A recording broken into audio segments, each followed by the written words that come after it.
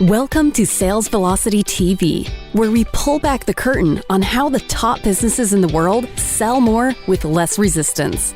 Bringing over 50 plus years of combined sales experience and over 100 million in revenue generated, please welcome the hosts of Sales Velocity TV and two incredibly entertaining gentlemen, Andrew Cass and Aaron Parkinson.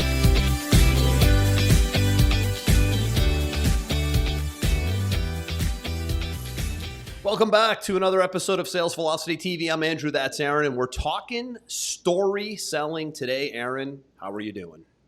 I'm doing amazing. It's Friday, been a busy week, looking forward to spending a little family time this weekend. Love Fridays, do the show, get a little massage around 2 o'clock, cruise right into the weekend, do a little recovery. Yep.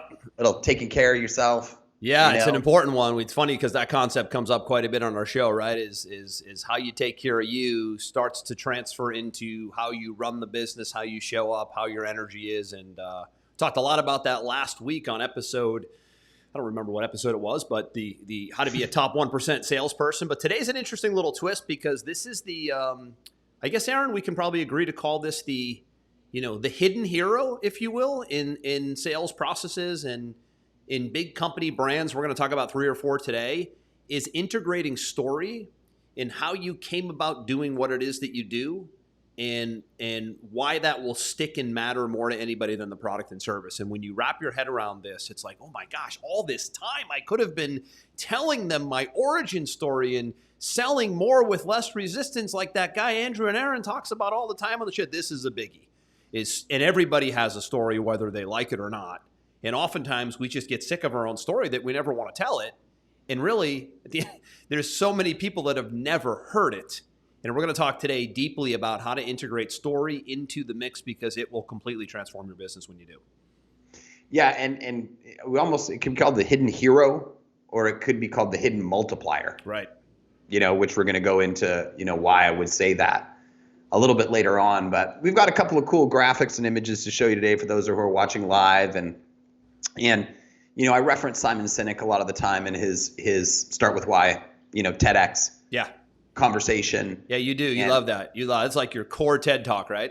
Yeah, it is definitely my core TED Talk. And the key takeaway from that is that, you don't want to do business with everyone. You want to do business with people who believe what you believe. Mm-hmm. And the best way to translate that is by sharing your stories, your aha moments, your epiphanies, why you're doing what you're doing, what motivated you to make this change, what motivated you to have your business in general, and that resonates with people at a core level. Right. We talk about the limbic level versus the cerebrum. Cerebrum is all facts and figures. Don't get me wrong, you got to have both, right? You got to be sharp as a tack and know your USP and all that kind of stuff.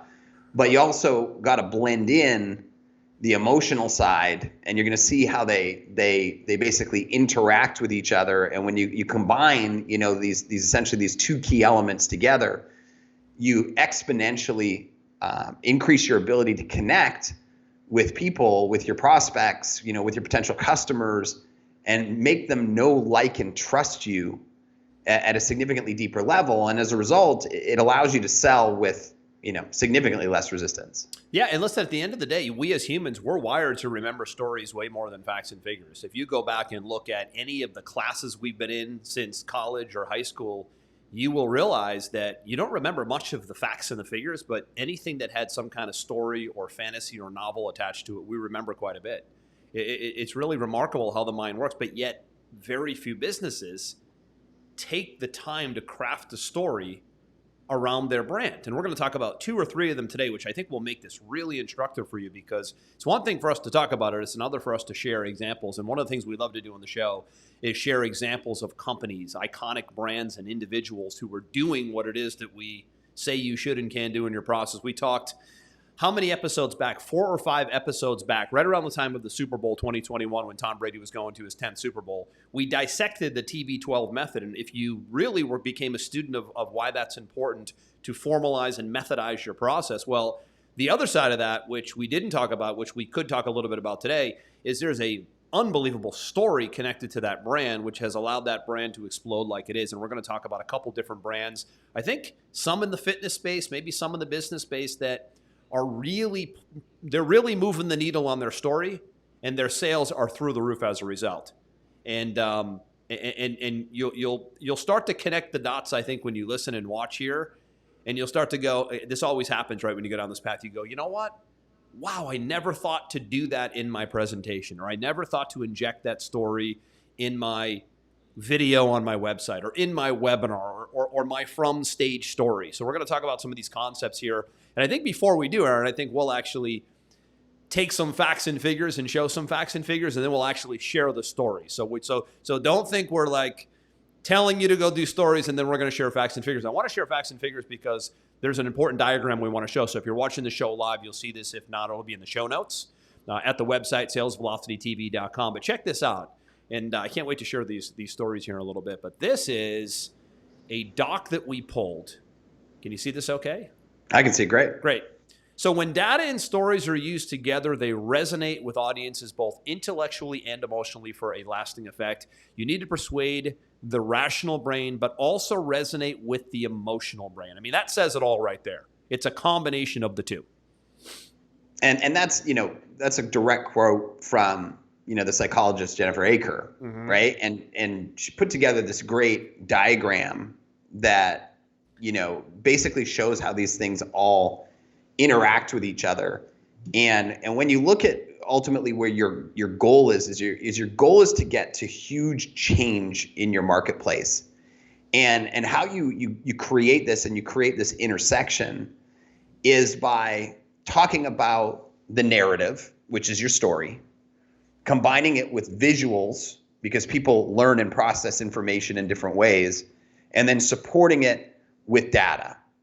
Right. And Andrew, maybe you can go through sort of what happens when you combine these three different things, because these three different things create three different intersections. And when you have the three intersections completely aligned together, that's what creates change. So maybe just start from the top and talk about, how each one of them connects together. Yeah. So if you can't see this and read this, because I know we have a lot of listeners. So the first concept is narrative plus visuals equal engage, right? So clear and concise communication along with a good visualization draws the audience in and grabs their attention.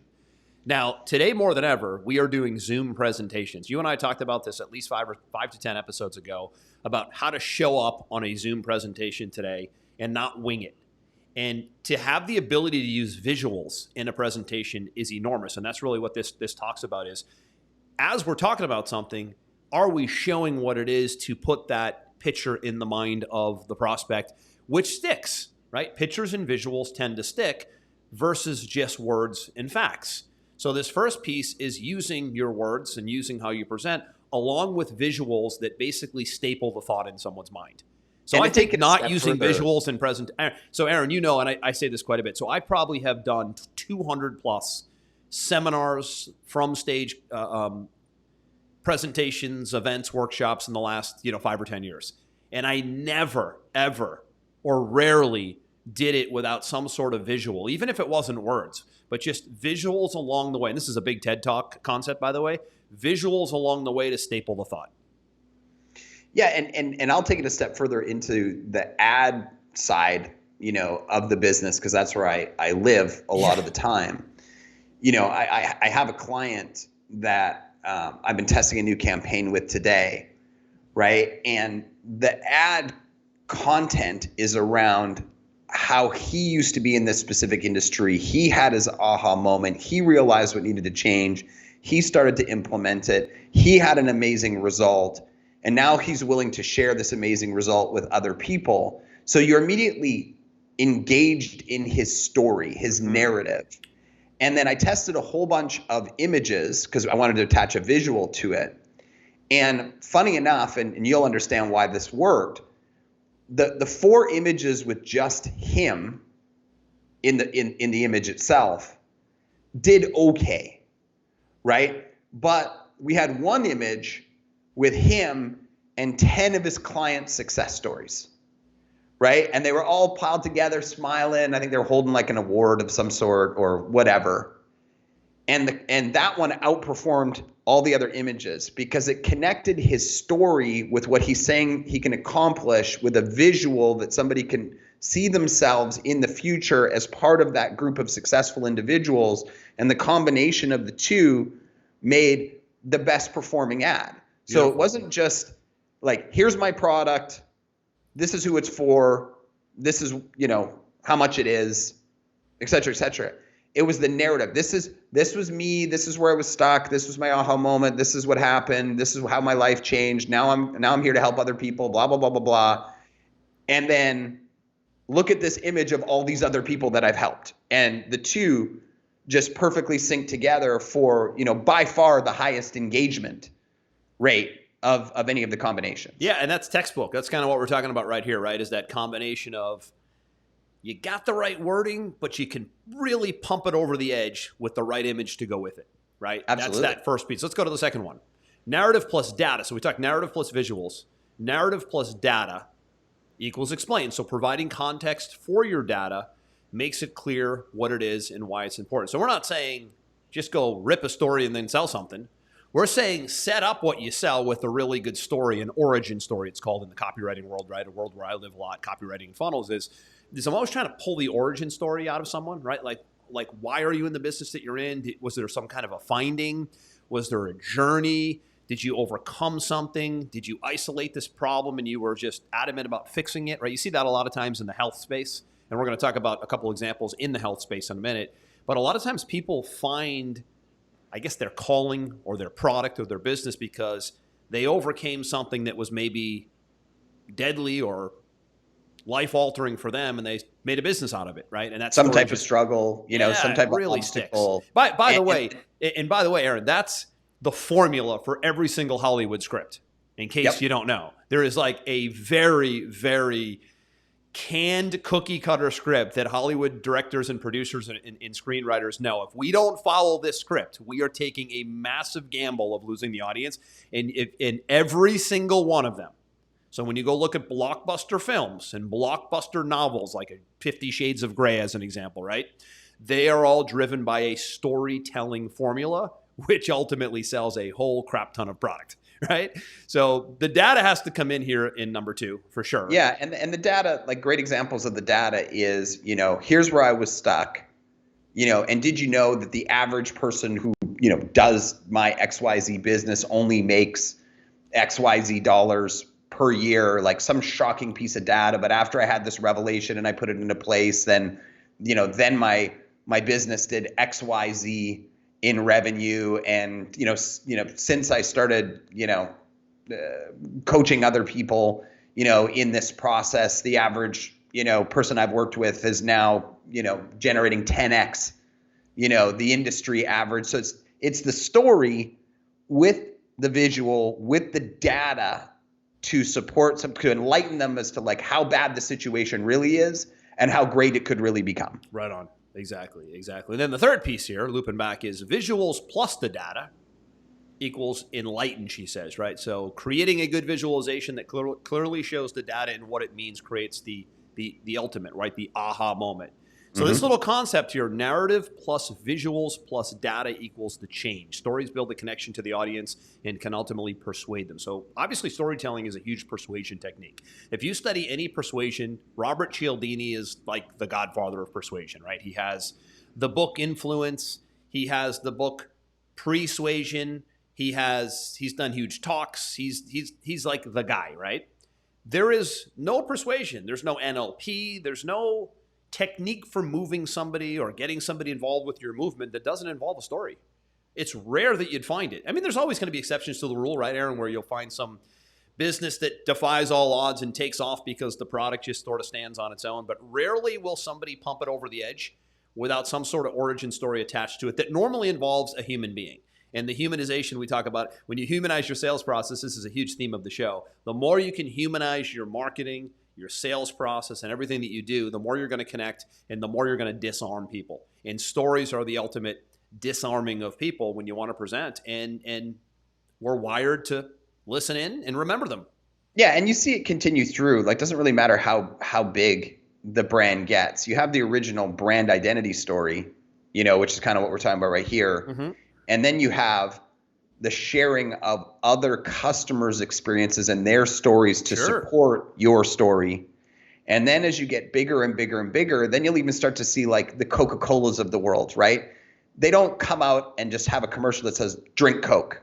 It's full of sugar and caffeine. You're going to love the way it tastes, right? They've got some, kid, struggling to overcome some obstacle, and then all of a sudden he becomes an elite athlete, and then, he's celebrating and he has It's Coke. like a little journey there, right? It's mini stories now to support the brand identity, right? Yeah. There's always these layering of stories all the way through it. Yeah. Everything's a little journey. So let's talk about a few, right? I don't know if you want to talk about the one that you mentioned earlier first, or let me I'm before you do, please. actually, Aaron. So I want to just close the loop on, I'm like in love with the Tom Brady story. Literally, I keep bringing it up, but it continues to be such an instructive business and performance story.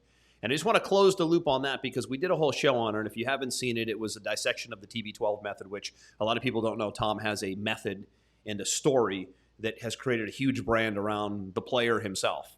And that's exactly what we're talking about right here. So there is a method. So that was a whole show we did on formalizing and maybe even patenting and trademarking your method so it becomes a real clear step-by-step system. We did a whole show on that. But integrating that with story is the ultimate 1-2 punch, and he did that as well. There's a story behind why the method was created, and the story for him was how he continued to not be able to overcome injuries. So he had to create this whole new modality of how he takes care of himself, which became so effective that it became a formalized method.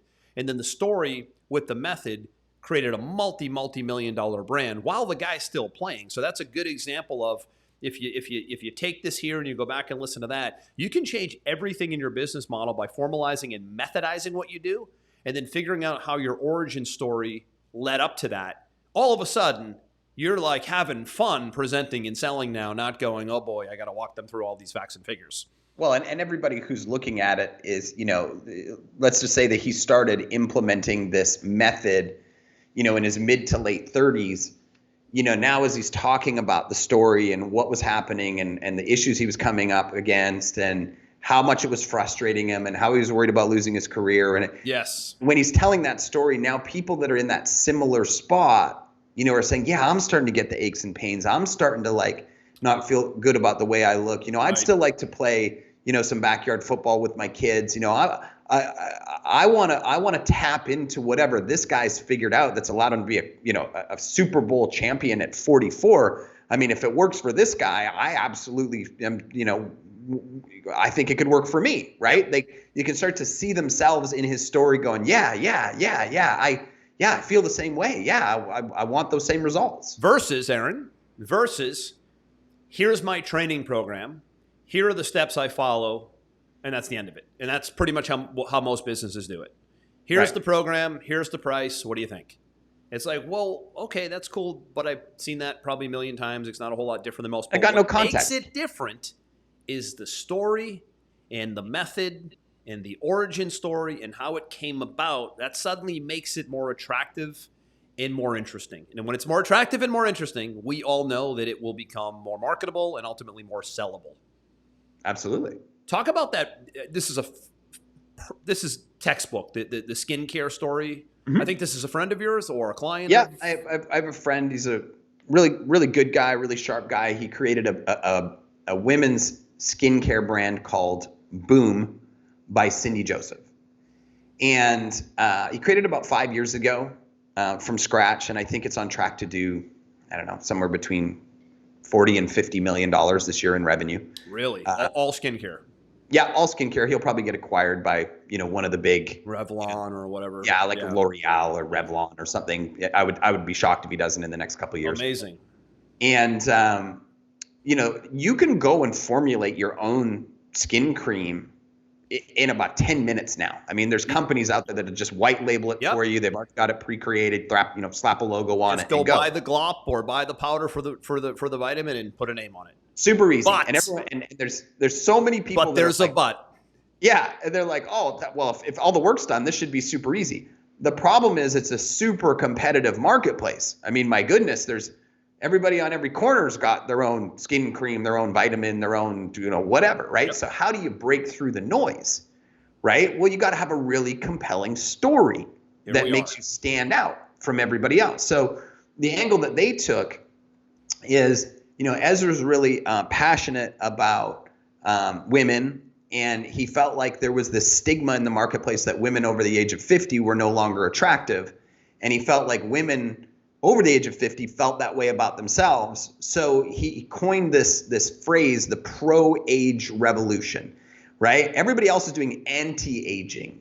He's like, we're going to be the pro-aging revolution. Embrace it. It's not a bad thing. It's a great thing. Women are beautiful, blah, blah, blah. He started putting out pieces of content, 5 makeup tips for women over 50, and he ended up partnering with the world's oldest supermodel, a woman by the name of Cindy Joseph, who unfortunately passed away last year.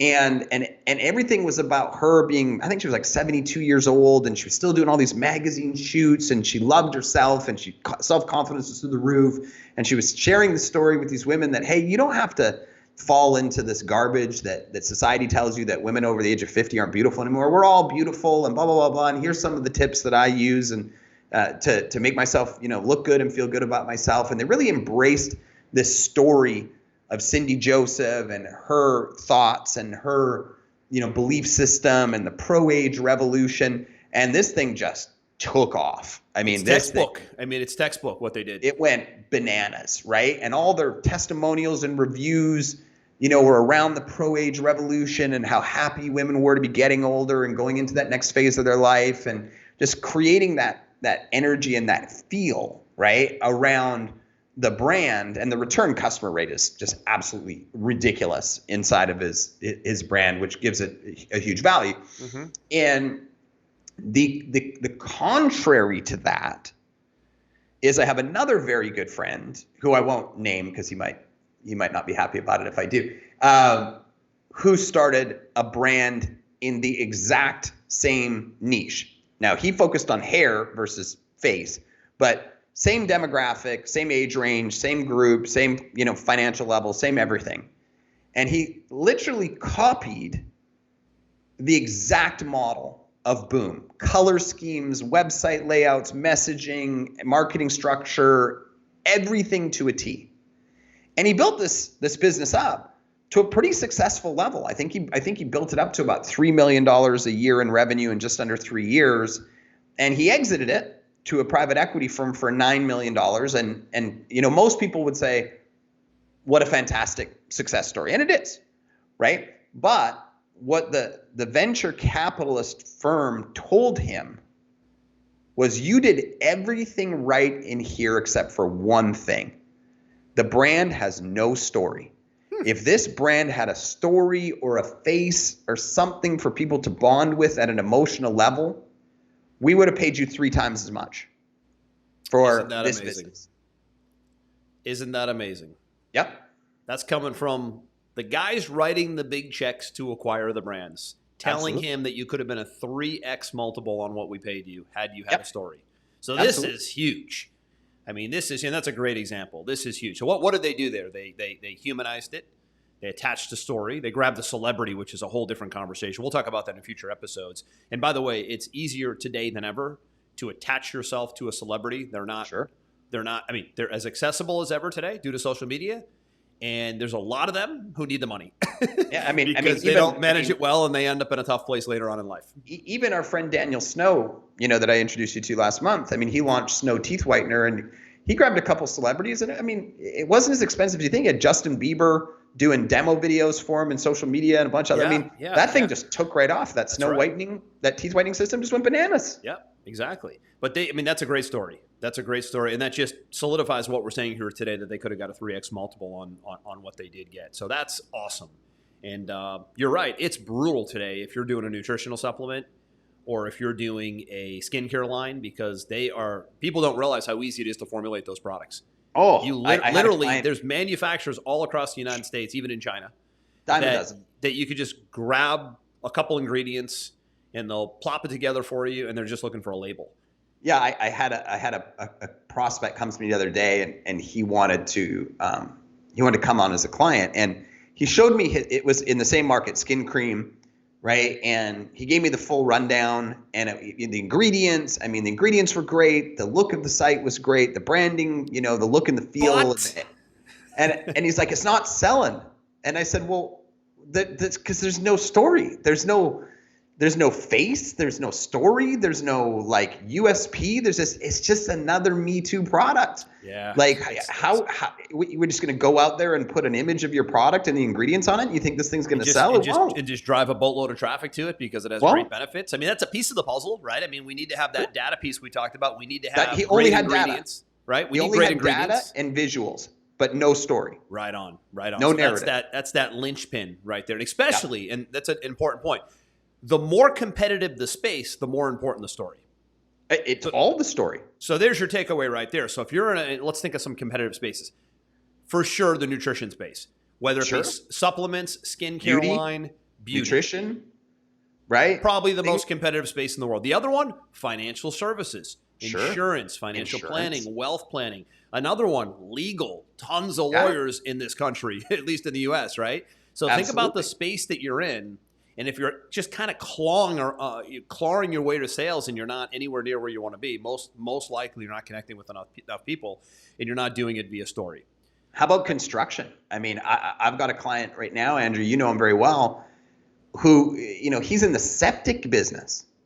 And I mean, how do you sell septic? Everyone's like, how do you sell septic?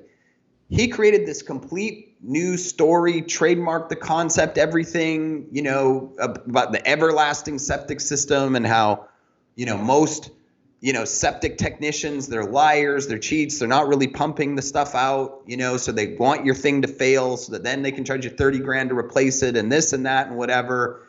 And he's got this thing that will allow it to last, for 150 years. And they developed it because they were sick and tired of people getting ripped off and this and that. There's a whole story around this company. Guy's absolutely killing it right now. Killing it. You know what's funny, Aaron? Does a guy like that, some people don't even realize they're doing it, which is even more fascinating to me. Yeah. Is a lot of companies, they're so passionate about what they do and how they got to doing what they do that they don't even realize that they're genius storytellers. Mm-hmm. That's the most fascinating to me is when the company is almost unconscious to it, or the personality behind the business, versus the person who deliberately executes an origin story, because the passion is just right there and it's organic. It's incredible.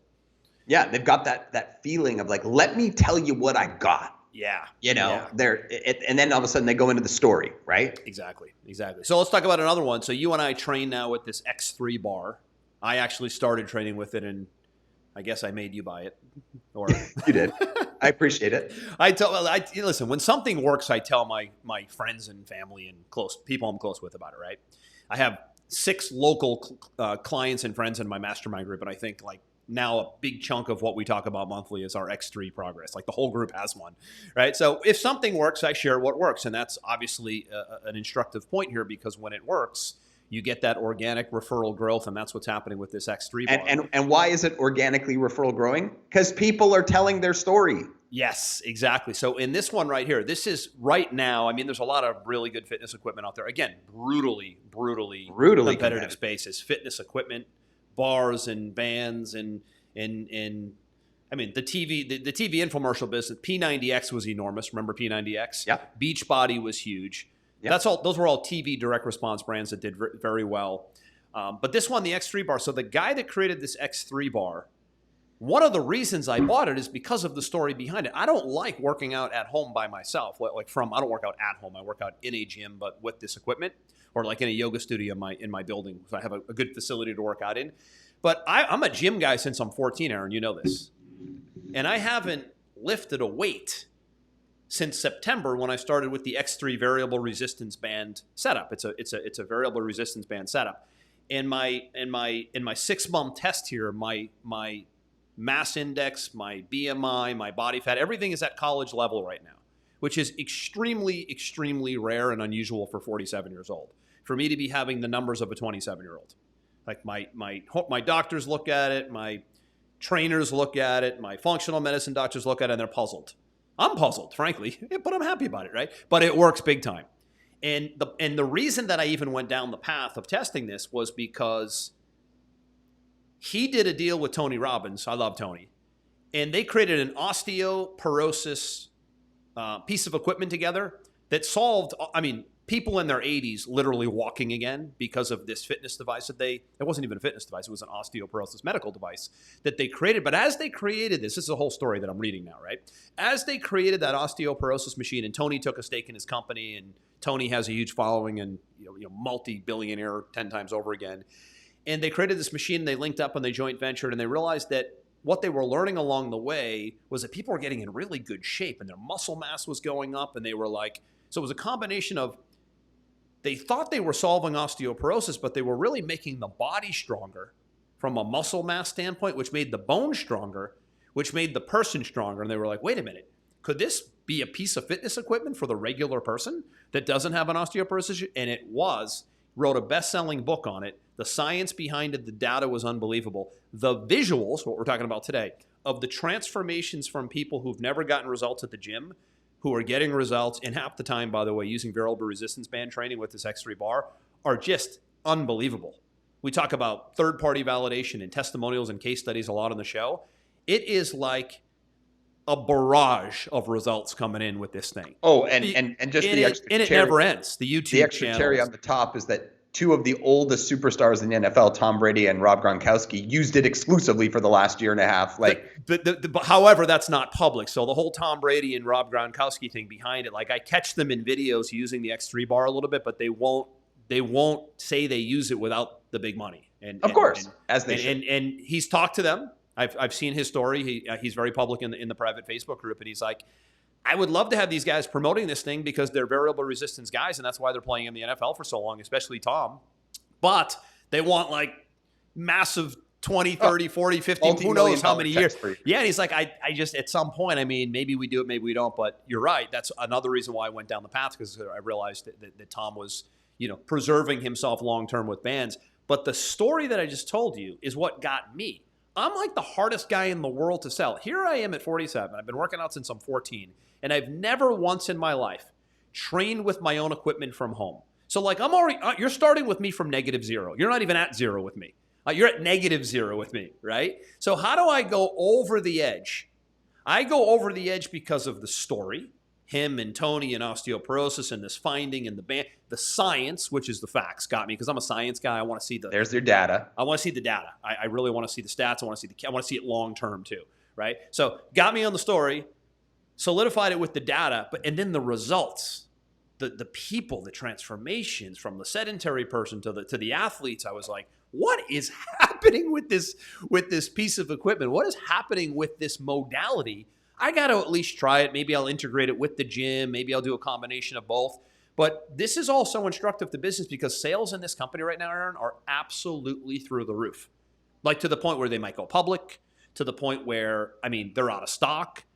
Yeah, the timing was good too. Every piece of gym equipment in the world went out when COVID hit because people got nothing to do. The timing was perfect for them too. Timing was huge too. I was just about to say that also. They had the quarantine effect. The timing was definitely in their favor. However, what they did differently now, so again, differentiation now, if we want to go a little bit deeper on this, is they didn't just roll out some resistance bands. They rolled out a steel plate and they rolled out a titanium bar to keep it aligned and to give you the ability to do heavy loads like you would do at the gym in the form of deadlifts and squats. You can't get that with regular resistance bands because you can't get the loads because you can't wrap stuff around your ankles and your hands and get the loads. You need steel titanium plates and bars. So he kind of integrated like the hardcore weightlifting component into the band component and married them, and it's like a match made in heaven. And speaking for me, I did a 6-month test, and I didn't go to the gym once. I only did this for 6 months. I can't get. It's like marketing, right? We can't test 4 things and figure out which one is working. So we have to do one thing all in to know what worked. And I did one thing all in for 6 months, and my numbers are as good as they've ever been. Will I ever go back to the gym? Maybe. Will I combine the two? Maybe. But right now, there's no point. It's doing everything it said it would do in the story, the science and the stats, and the transformations are there. It's a fascinating business story. We talk about it passionately because we love fitness and health and all that cool stuff, but this is a business story. This is for you to look at and say, okay, how did that, especially if you're in the fitness space or the skincare space or the wellness space, is how do these brands go iconic? They never go iconic without some sort of origin story like I just told for X3 and like you just told for Boom. They never. Well, and it just gave me an idea. Maybe what we should do this week is you should reach out to Dr. Jaquish. I am. I'm trying to get him on the show. and tell him you read my mind. Show him the show. Tell him yeah. we need to have him out here. We need to talk about the storytelling, and I'll No reach doubt out to about it. Ezra and say we need to have you out on the show, and we'll talk about storytelling, and how it impacted his brand, and we'll tee that up as a special. We will absolutely be doing that. It's funny you brought that up because we primarily do the show, you and I, because we want to be a little different. Everybody's bringing guests on and it gets played out. We just want to, talk about our experience and kind of, 50 plus years of experience together doing stuff.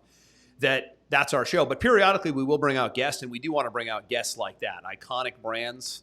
So I have been thinking about getting him out here as well. The big question for these guys when we get them on the show will be, did you do it deliberately or did you just do it by default? I'm fascinated by that psychology right there. Is that because, again, like I said earlier, the ones who just fall into their story because it's just so in their DNA, I love that. I don't know. I love the authenticity and the organicness, if that's a word, of the stories that just happen by default. But again, nothing wrong with deliberately injecting the story as well, because it's a real story and it just needs to be injected into your business at some point, or you're not going to get the results you want to get. Yeah, and I think what a lot of people default to is, what do you do and why do you do it? Right? So everyone's like, well, I do this, and why I do it is to help people accomplish this, or I make this, and the reason why I make this product is because it has this impact, blah, blah, blah, blah. But the question that they need to ask themselves is, why did you do it? Right? Why did you do this?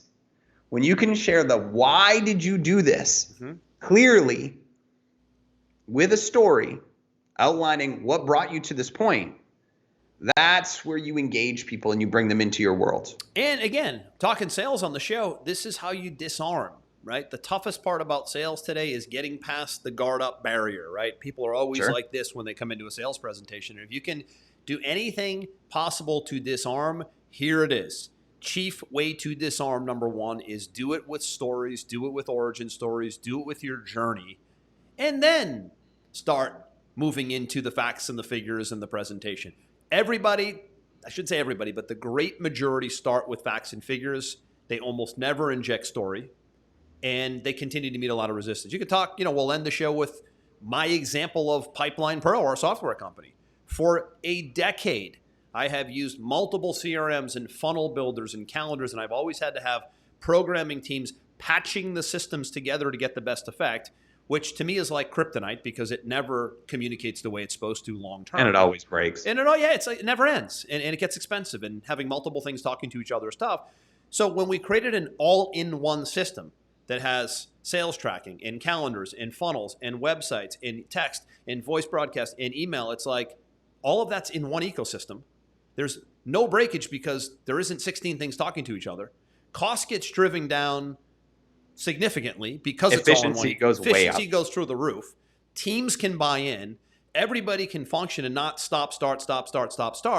And it changes everything because momentum stays in place. And now you pick up speed and you pick up, like you said, efficiency and productivity. And that was we are blowing up at the seams in 20 countries now because everybody, for the most part, feels the pain of too much tech.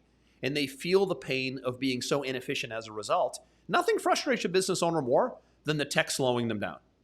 They're ready to go. You know what we call it in my house, Andrew? The tech piece, or?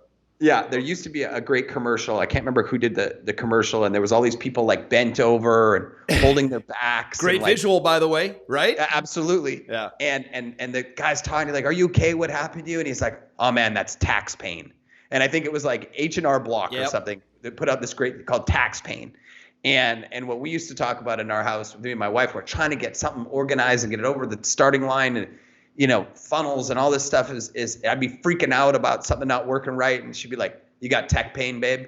Tech pain. I got tech pain. Tax pain, right? pain, tech pain. I hate That's tech good. pain. I hate tech pain with a passion. What's funny about what you just said is that's an ad for us now. So I'm serious. I mean, listen, we practice what we preach on the show. I handle funnels and sales process. You handle that might traffic be the new and headline media. to test. So do you have tech pain? Or like the milk thing. Got milk? Got tech pain?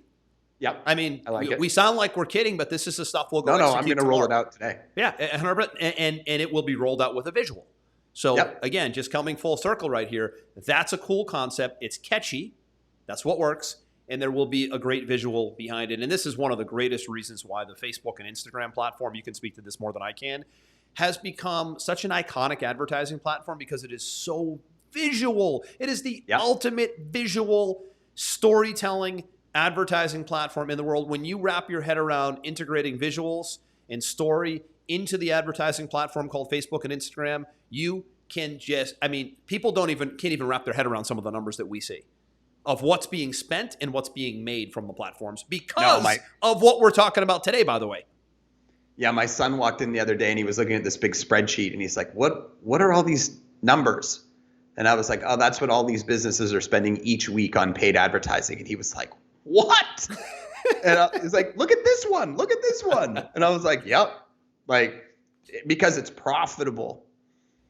And the ones that make it work, I'm going to end with this. The ones that make it work don't just run ads. They run their stories.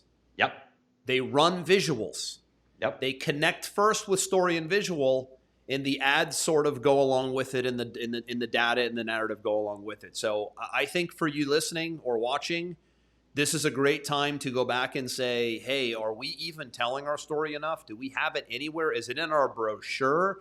Is it in our PDF? Is it in our presentation? When I do a Zoom one-on-one presentation, am I starting with story or ending with story or even including story at all? In most cases, you're probably not including story at all. And when you do, it's what they're going to remember. And in sales, it's all about how can I get someone to remember my concept so they don't forget me, so they ultimately buy from me.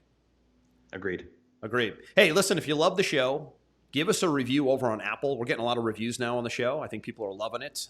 It's by video. A lot of you are watching the live stream of the show, which is in our Sales Velocity TV Facebook group, Fridays, 11 a.m. Eastern. If you're listening on the go, download it. If you're watching, I should say, download it onto your phone. Podcast, it's on Apple, it's on Google, it's on Stitcher, it's on Amazon. And leave us a review. Let us know what you think. And let us know privately, you can get in touch with us or our team, what you might like to see in future episodes. I think it's always fun to start catering some of the content to the viewers, Aaron. And I'm starting to see a lot of people say, hey, guys, could you cover this? Could you cover that? And the answer is absolutely yes. Just let us know what you want to see. And stay tuned for some of these iconic brands coming on and iconic names coming on in future episodes. I'm Andrew. That's Aaron. I'm going to wrap it here today. Hope you enjoyed this one. We'll see you in the next episode. We hope you enjoyed this episode. Sales Velocity TV is powered by Pipeline Pro, the ultimate all-in-one sales pipeline management and marketing automation platform that makes all others obsolete. And we can prove it. Take a tour at gopipelinepro.com. See you on the next episode.